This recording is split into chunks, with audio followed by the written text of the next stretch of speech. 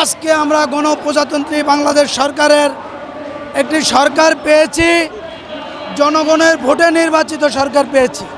একজন সাইফুল আলম নীরব, যার নেতৃত্বে আজকে মিছিল হচ্ছে, তিনি ভেসে আসেন নাই। তৃণমূলের রাজনীতি থেকে দলের শীর্ষ পর্যায় পর্যন্ত সে রাজনীতি করে আসছেন।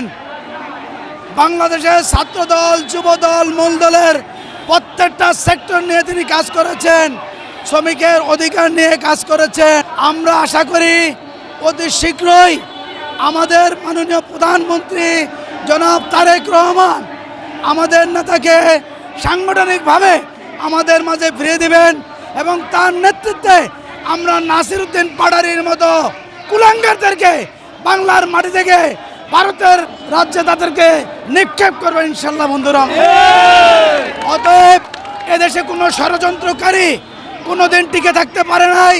নাসিরউদ্দিন পাটারি, হাসনাত আব্দুল্লাহদের মতো যারা জুলাই শহীদদের সাথে প্রতারণা করেছেন, হাজার হাজার কোটি টাকা দুর্নীতি করেছেন, আমরা আশা করি বিএনপি গভর্নমেন্টের মাধ্যমে তাদের দুর্নীতির বিচার হবে, তদন্ত সাপেক্ষে তাদের বিচার করতে হবে। বন্ধুরা আমার, এই বাংলাদেশের মাধ্যমে জনগণের ভোটের অধিকার এবং মৌলিক অধিকার আদায়ের জন্য দীর্ঘ লড়াই সংগ্রাম আমরা করে আজকে আমরা গণপ্রজাতন্ত্রী বাংলাদেশ সরকারের একটি সরকার পেয়েছি, জনগণের ভোটে নির্বাচিত সরকার পেয়েছি।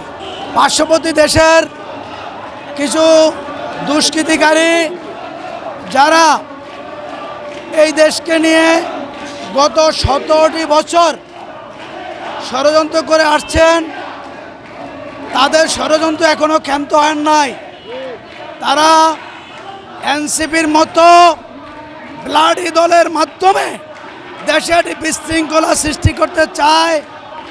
আমরা জাতীয়তাবাদী শক্তি তাদের পরাজিত করব।